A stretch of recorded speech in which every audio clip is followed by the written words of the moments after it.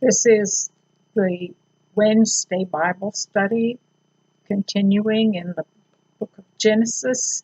We are ready for chapter 32, documenting Jacob's return to his home in Canaan with his wives and his 11 children and servants and all the cattle and sheep and goats he has crewed during the 20 years' time he has spent with Laban, who is his mother Rebekah's brother, his wives being Laban's daughters, Leah and Rachel.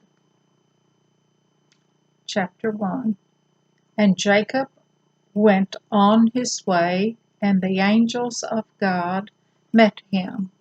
Now he had been promised on the journey outward up to the home of Laban that angels would go with him and come back with him on the return, and they have met him to be with him on this journey.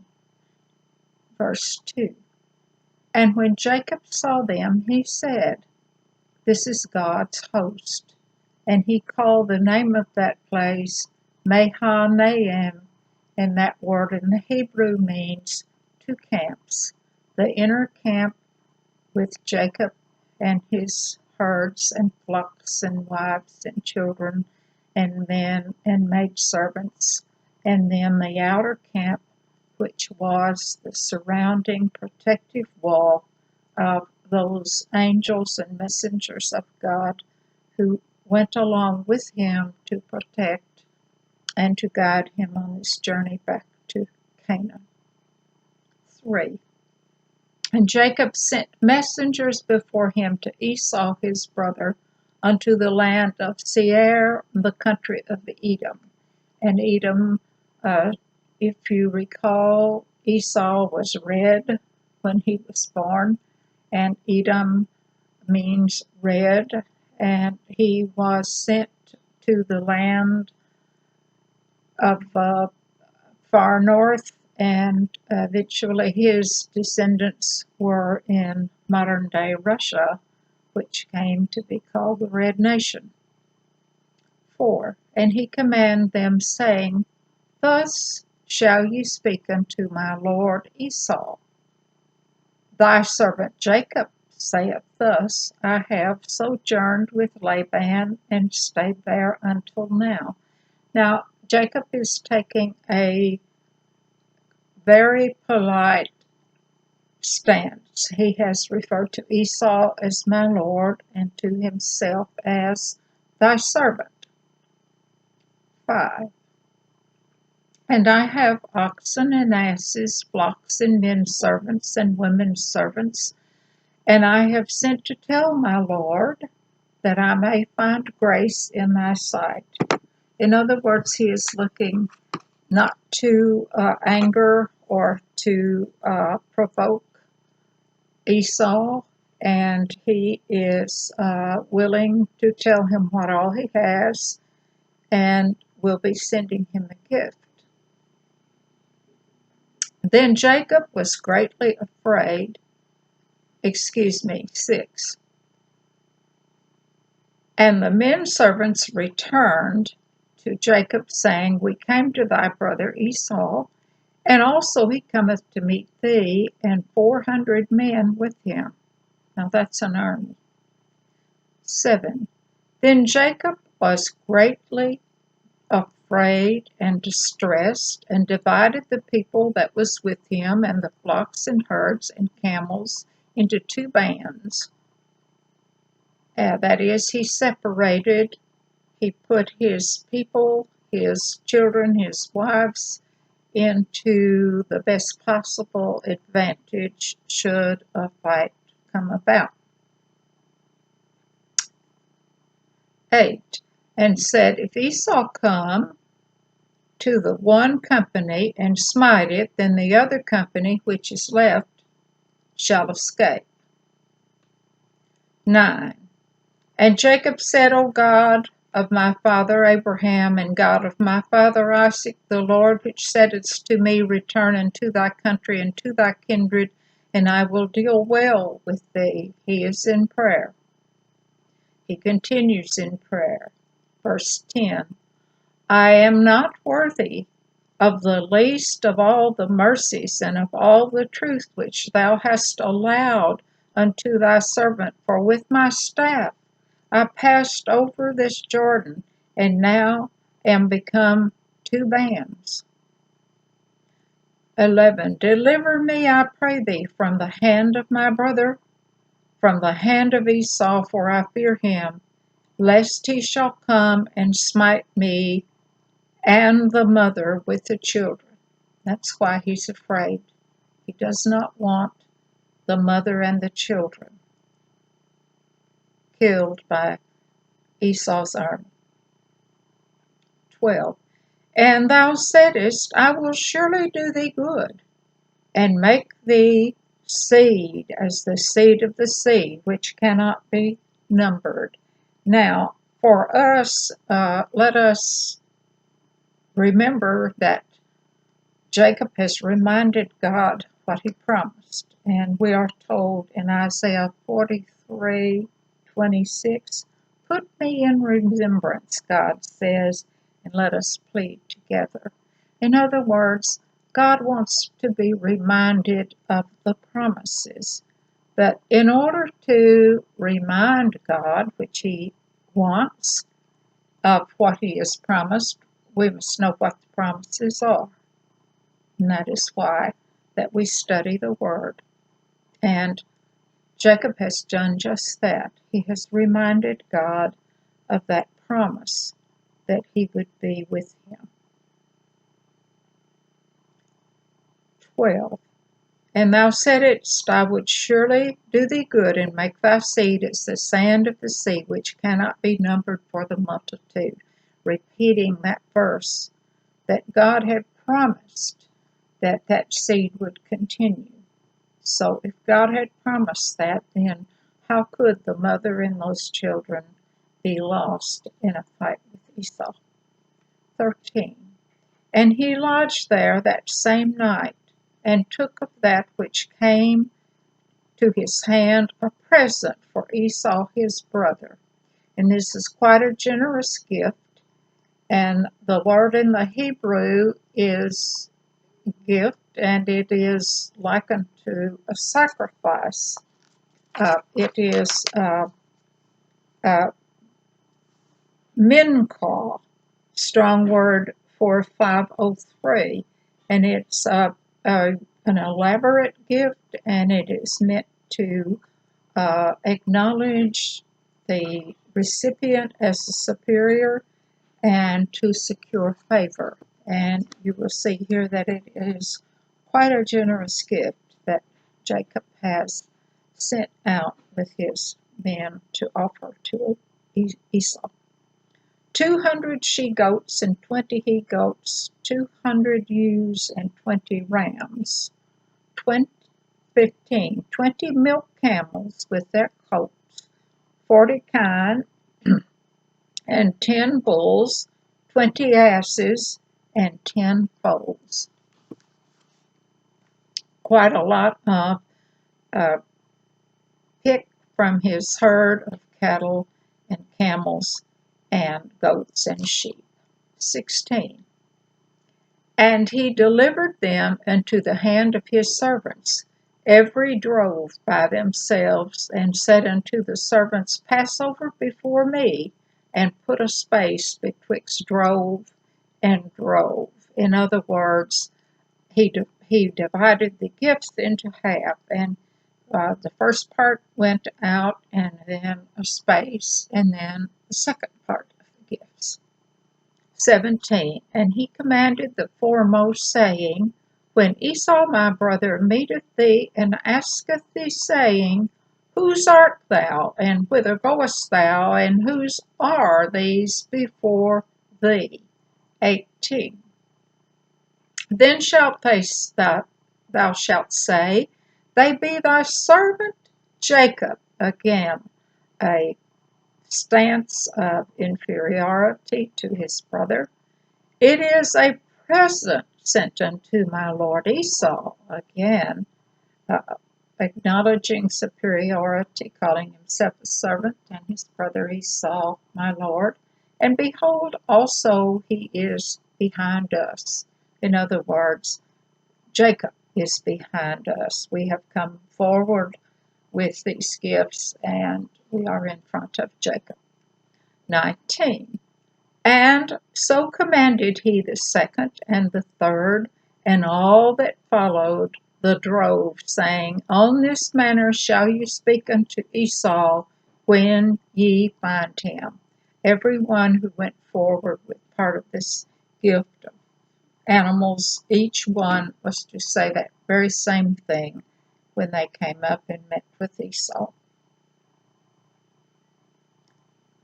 20. And say ye, moreover, behold, thy servant Jacob is behind us, for he said, I will appease him with the present that goeth before me, and afterward will see his face.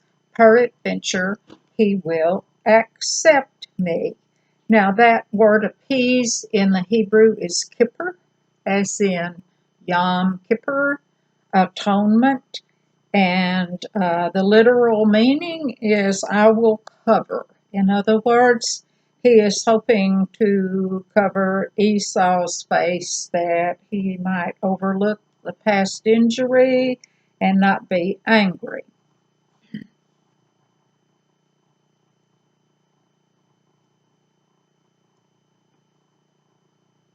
So went the present over before him, and himself lodged that night in the company. 22. And he rose up that night, and took his 2 wives, and his 2 women servants, and his 11 sons, and passed over the ford Jabbok. Now that is a river, uh, does not bear that name today. Today that river is called Zerka, and it is a tributary to the Jordan, and it flows into the Jordan about halfway between the Sea of Galilee and the Dead Sea. So he's put the wives and the children across the river. 23. And he took them and sent them over the brook, and sent over that he had. Now, Jacob has done 3 things. He has done more than just call upon God and remind God of his promises. He has also used his common sense and has done 2 other things. He divided his company into 2 parts, and put the wives and the children out of the way, and has sent that gift. So he's done 3 things. Two things he did on his own, and the other thing he called upon God. So we would want to think here that just calling upon God and helplessly screaming out for help, let us always think like Jacob. What is our common sense telling us that we can do to remedy the situation? And God does expect us to use the gifts and the intelligence that He has given us, and not just be whining, helpless babes screaming out to Him for help. 24. And Jacob was left alone, and there wrestled with a man with him until the breaking of the day. All night long he wrestled. 25. And when he saw that he prevailed not against him, he touched the hollow of his thigh. That would have been the inside part of Jacob's thigh. And the hollow of Jacob's thigh was out of joint. The joint was out as he wrestled with him. That old sciatic nerve was also involved there, and can create a great deal of pain as those nerve impulses run down the leg. And that word in the Strong, it's word 79, and it's Olbach. That wrestle, and it literally means to twist. And Jacob's thigh, hip joint was twisted out of place. 26. And he said, Let me go, for the day breaketh. And he said, I will not let go, except thou bless me. This is Jacob speaking. 27. And he said unto him, What is thy name? And he said, Jacob.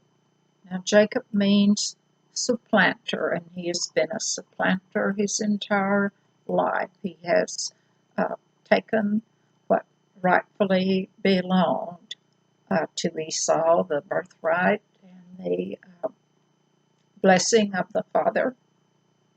28. And he said, Thy name shall be called no more Jacob, but Israel. Now that El, that's a sacred symbol, and it means God. And as in El Shaddai, as in Bethel, a house of God. So Jacob has been renamed here and has been given a syllable from the sacred name. For as a prince hast thou power with God, and with man hast prevailed. Hebrew word for prince, Sar. So he has now a name that implies royalty, and that also contains a syllable of the sacred name. He is no longer Jacob the supplanter. He is not going to ever be the same man. He has wrestled really and truly with the angel of God, and that is God himself. All night he wrestled with God. 29.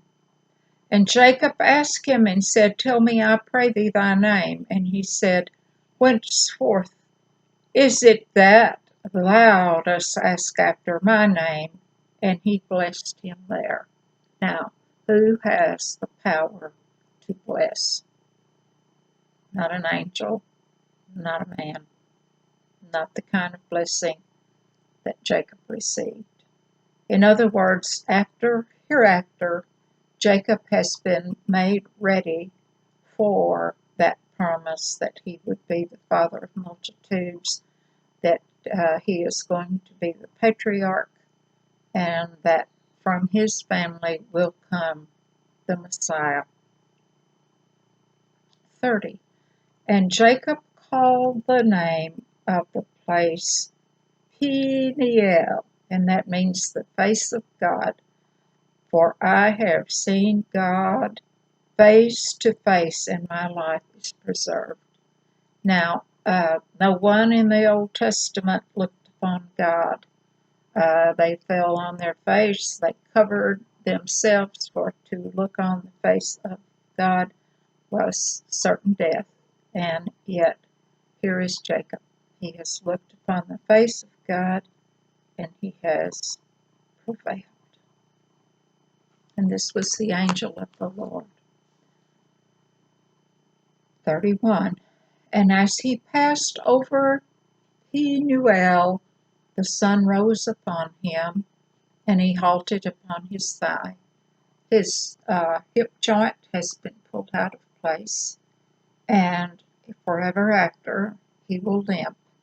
And to this day, Jewish people do not eat that part of the inner thigh, that sinew of the hip joint, because God touched it. 32 to finish the chapter, and we will have a shorter lesson this time. Therefore the children of Israel eat not of the sinew which shrank, and not to this day do they, which is upon the hollow of the thigh, that's the inner thigh, unto this day, because he touched the hollow of Jacob's thigh in the sinew that shrank. So we have had Jacob on the way back to Canaan, Jacob using prayer and his common sense to prepare for a meeting with Esau, which could very likely turn the wrong way, since Esau has an army 400 with him. And Jacob has received the blessing of God and gotten a name change. And always a name change is a very important step in the Bible. Next time, when we take up chapter 33, Jacob will be actually meeting his brother Esau